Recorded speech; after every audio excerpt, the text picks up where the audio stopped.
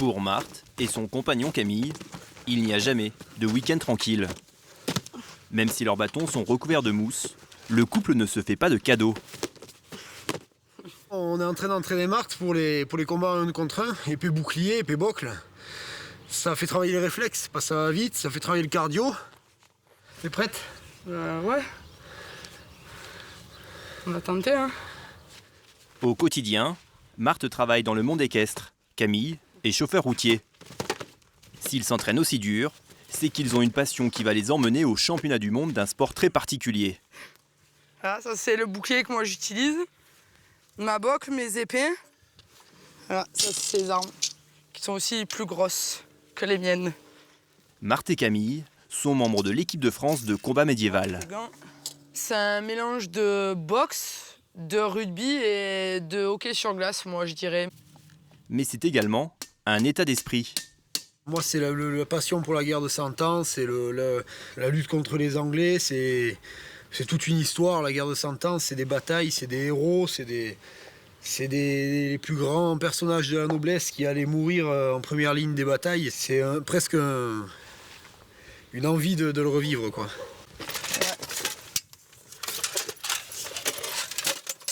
Au total, leurs équipements, répliques de ceux des chevaliers du Moyen-Âge, pèsent près de 100 kg et remplissent toute une remorque.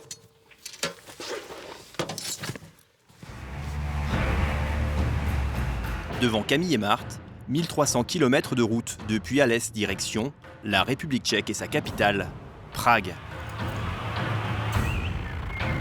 Tous les amateurs de combat médiéval s'y sont retrouvés début mai pour la 6e édition de leur championnat du monde.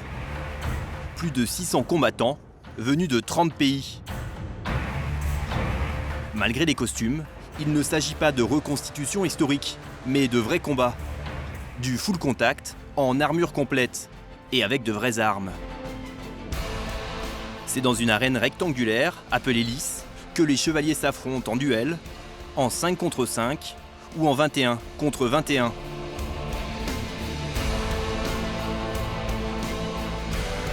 Presque tous les coups sont permis. Le but du jeu, mettre ses adversaires à terre. L'équipe, qui a encore au moins un homme debout, a gagné. Cette discipline n'est arrivée en France qu'en 2011. Mais en Russie, depuis 15 ans, c'est un sport national, filmé par une dizaine de caméras et retransmis en direct sur Internet.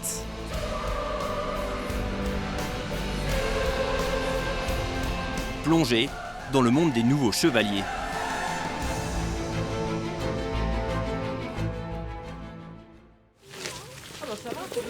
Je le prenne ou pas?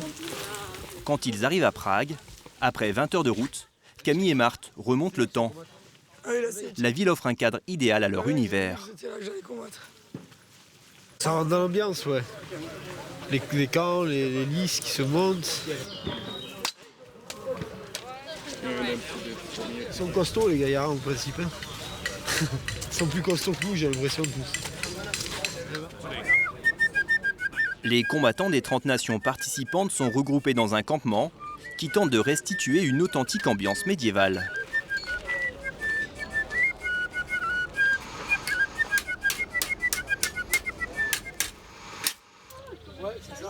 Première épreuve, le montage d'une tente moyenâgeuse. Ouais, c'est bon. Arrête de gigoter. À peine arrivés, les Français se mettent dans l'ambiance à leur façon. Pardon. T'as vu Hibou, c'est ça la gourde dont je te parlais que j'ai acheté là. Ah, c'est ça? Ouais, pour moi, je pensais que t'as pris les trucs plats. Non, non, ça c'est bon ça là. Comment ça, on va pas plus ça, on va rester juste. Un peu de... Décompression, décompression. Et de l'onologie.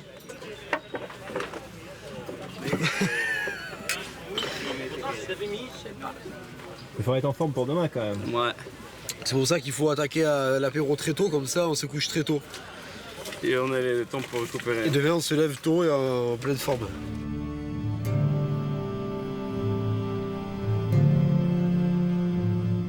En pleine forme et en tenue d'apparat.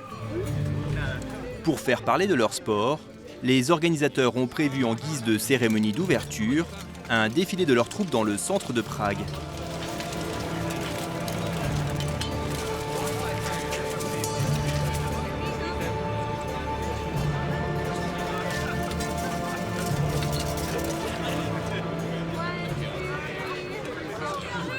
Une première occasion pour chaque pays de se défier à coups de cris de guerre. Les Anglais, les Ukrainiens,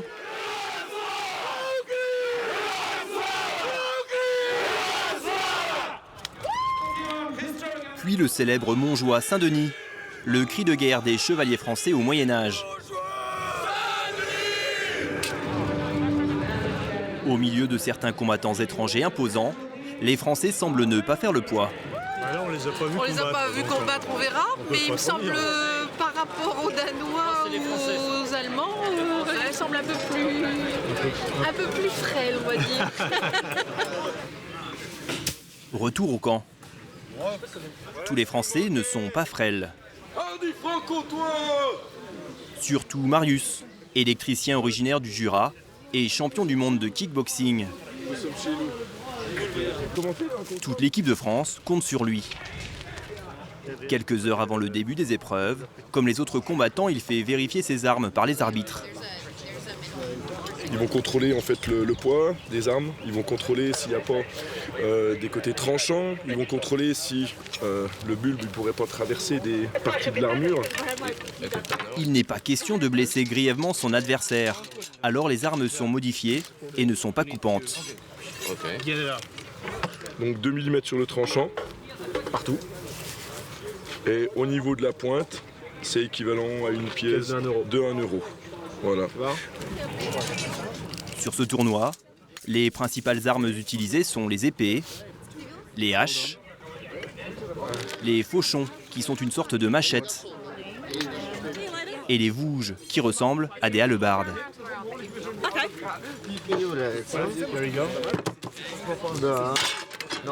Non. Quoi? Qu'est-ce qu'elle a? Elle est trop petite pour le combat à deux mains. Et elle est trop lourde pour le combat à une main. Ok, thank you. Donc du coup, on ne pourra pas l'utiliser aujourd'hui. C'est le problème, c'était ton arme principale ou pas? Ben, avec ça, j'arrive à briser du casque. Donc ouais, ça nous donnait un avantage. Mais tant pis, je vais rester sur du fauchon et du bouclier. Normalement, ça devrait bien se passer. Les tabards, c'est bon. Et à plusieurs, quoi. L'équipe de France tient son premier briefing. Édouard, le capitaine avec sa coupe de cheveux d'époque, donne ses consignes. Déjà qu'on dort par terre dans des tentes, dans le froid et tout ça, on dort mal. Donc on est mal reposé. Donc c'est très important de respecter ce couvre-feu à 23h. L'autre truc, donc, c'est l'alcool. Où donc, pareil, la limite a été fixée à 1 verre d'alcool par jour. Pour ceux qui combattent le lendemain. Pour ceux qui combattent le lendemain. Voilà. On n'est pas venu pour boire des canons, faire je sais pas quoi, aller dans des bars, faire du tourisme dans Prague et tout. On est venu pour défoncer l'armure du mec qui est devant. Et accessoirement le mec qui est dedans. Pourquoi l'armure? Après la discipline, la stratégie. Essayez de pas vous serrer en lice les uns contre les autres, ok? Parce qu'il faut qu'on puisse bouger pour se battre. C'est pas en faisant du corps à corps que vous allez casser des bouches, quoi. Là, le but, c'est vous arrivez, vous rentrez, vous enchaînez gauche-droite dans la gueule des mecs. Et c'est comme ça que ça passe. Que du lourd, bouclier, fauchon, pas il faut que ça forcément tape. du lourd, putain. mais des mecs qui tiennent debout. Quand je sors mes affaires de la tente. À 1 heure du premier combat, les chevaliers français s'équipent.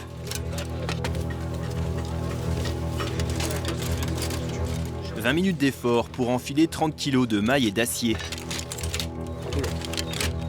Cuisseaux articulés, les grèves, les solerets. Et là, c'est un équipement d'armure complet fin 14e siècle. En colonne par deux.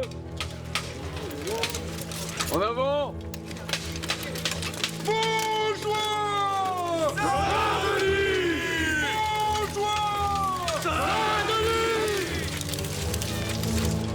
Pour devenir chevalier, il n'y a aucune limite d'âge. Dans l'équipe de France, ils viennent de tous les horizons.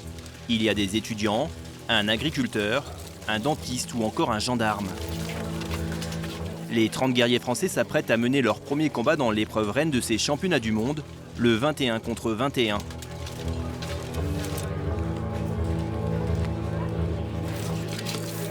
Mettez les casques, prenez les armes, ça va bientôt commencer. Marthe joue les durs à cuire avec Camille. J'ai pas peur pour lui. S'ils se blessent, c'est pas grave. Hein. Ça se répare les os. Bisous.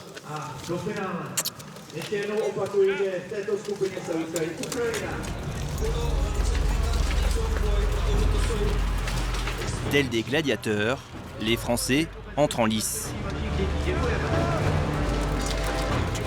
Face à eux, l'équipe des États-Unis. Comme pour un combat de boxe, il y a des arbitres.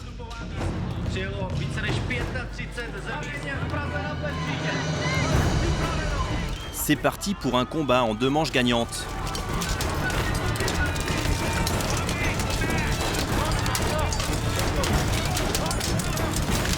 La règle du jeu, mettre tous ses adversaires au sol, avec ses armes ou grâce au corps à corps. Malgré la violence des coups, les armures protègent bien les chevaliers.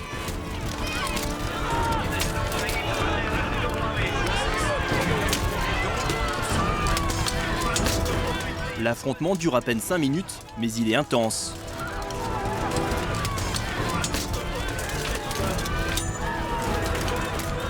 Et quand tous les Français sont à terre, le combat est stoppé par les arbitres. La France concède une première défaite. Bien qu'ils se soient sauvagement affrontés, les chevaliers la jouent fair-play.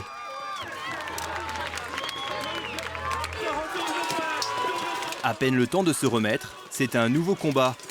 Et la Bérésina face aux Ukrainiens.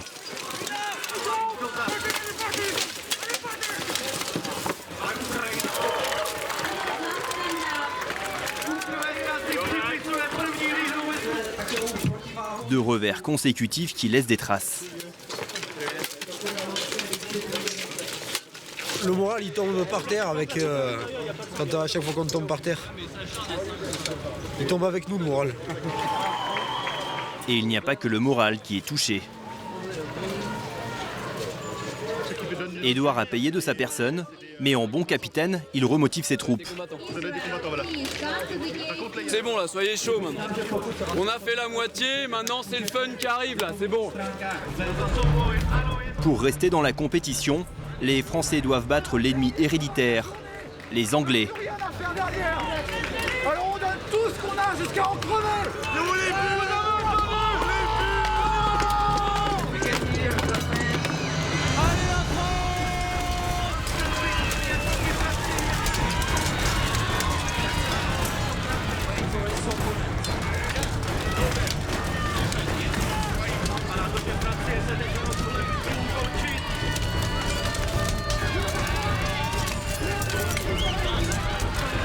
Mission accomplie.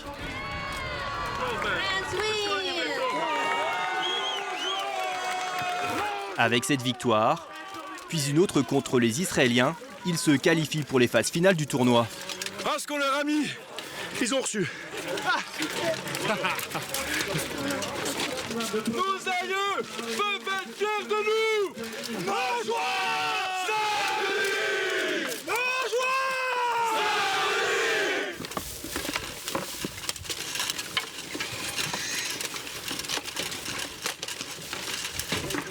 À la fin de la journée, les Français sont exténués.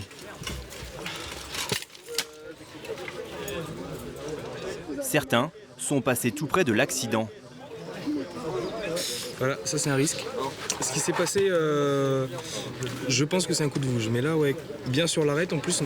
Donc ça, je pourrais continuer à combattre avec, mais par sécurité vaut mieux. Parce que si, malencontreusement, je reviens à me reprendre un coup pile poil au même endroit, une fois que c'est percé, là, ça transperce directement. Et sauf qu'en dessous, c'est un peu ma tête. La priorité, c'est la récupération pour les 3 jours de compétition restants. Le problème du soir, c'est on se repose. On vérifie le matos pour ceux qui bossent demain. Et puis, on se couche pas trop tard pour ceux qui combattent demain. Et puis, voilà quoi. Pas de fête, non. Le minimum quoi.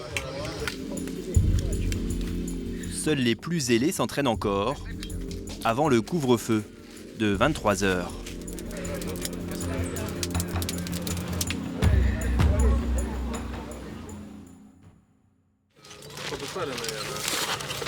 Le lendemain matin, Les compétitions féminines commencent avec Marthe.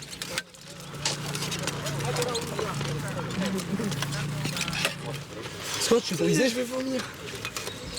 Stressée, elle a une extinction de voix Non, il n'y a plus d'eau, nulle part.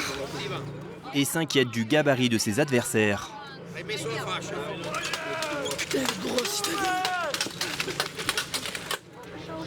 La compétition n'est ouverte aux femmes que depuis 2 ans avec une seule épreuve, le duel 1 contre 1.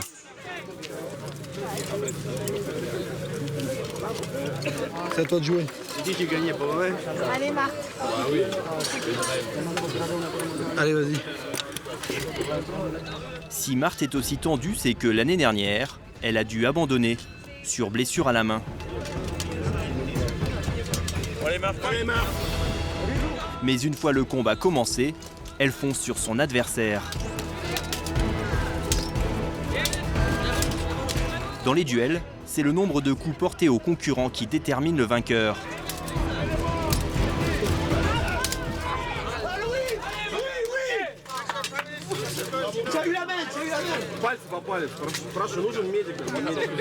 Ça c'est bon ça. Elle a frappé la tête, ça fait. Ouais, mais ça c'est bon. 3-0, France wins! The next fight is Ukraine fighting. J'ai gagné. Eh, t'es qualifié déjà. T'es qualifié. Putain. Je suis contente. Ouais. Après, bon, je vais restresser, mais là, ouais, ça va mieux. J'ai plus de force. Marthe est qualifiée pour les phases finales.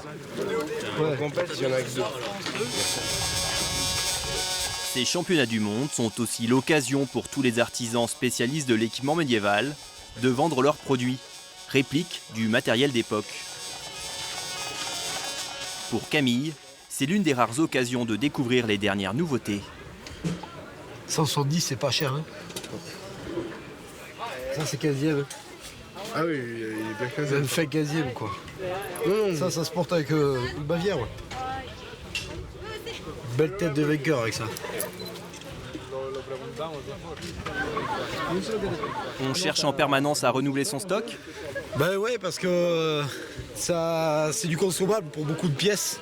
Donc il faut toujours voir. Il peut y avoir des choses, des exclusivités là sur certains artisans. On va trouver des petits ronds d'acier qu'on ne trouvera pas ailleurs. En moyenne, un équipement complet, armes et armures, coûte 2000 €. Hello. La couleur va bien. C'est 14-15e. Mais cela n'est pas suffisant pour résister à l'ogre russe, revêtu de sa tenue à l'aigle impérial. Champions en titre, ces combattants sont des professionnels, souvent rémunérés. Des guerriers qui, dans l'épreuve du 5 contre 5, attendent de pied ferme l'équipe de France. Vous savez pourquoi on est là aujourd'hui? On est là pour la victoire. Alors avec honneur et fidélité. Et vive la France. Vive la France.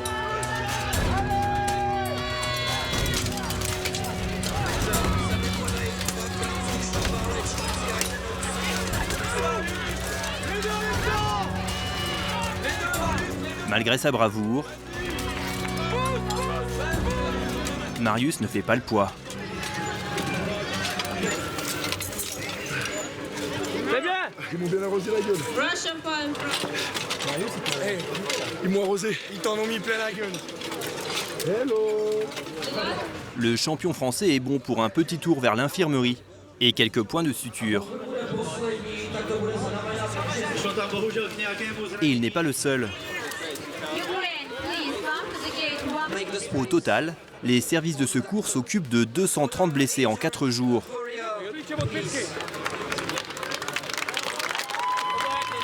C'est plus d'un combattant sur 3. On note sur ce carnet chaque patient. Vous voyez, certains doivent aller à l'hôpital car ils sont gravement blessés. Les autres, on les soigne ici. Il y a surtout des blessures à la tête et des os cassés. C'est plutôt un sport dangereux.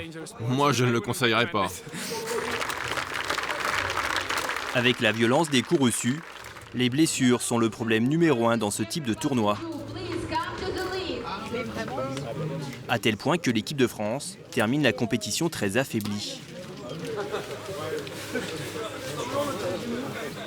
On a fait 3 jours de Battle of the Nations.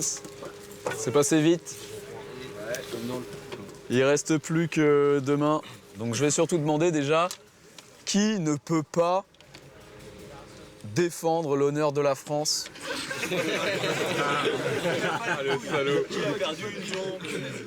Une dizaine de guerriers déclarent forfait avant l'ultime combat de la France.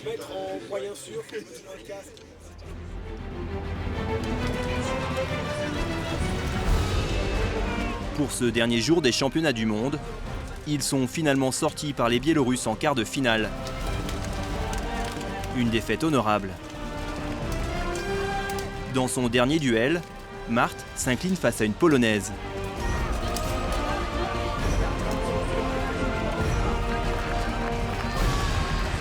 Sans surprise, ce sont les invincibles Russes qui remportent la médaille d'or dans toutes les catégories. Malgré les blessures et les défaites, les chevaliers français repartent satisfaits avec une 5e place, la meilleure jamais obtenue dans cette compétition.